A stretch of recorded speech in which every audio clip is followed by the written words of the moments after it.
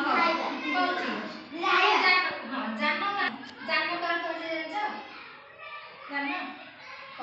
ଯାନ ହେଉଛି ଯାହା ଦ୍ୱାରା ଗୋଟିଏ ସ୍ଥାନରୁ ଅନ୍ୟ ସ୍ଥାନକୁ ଯାଇପାରେ।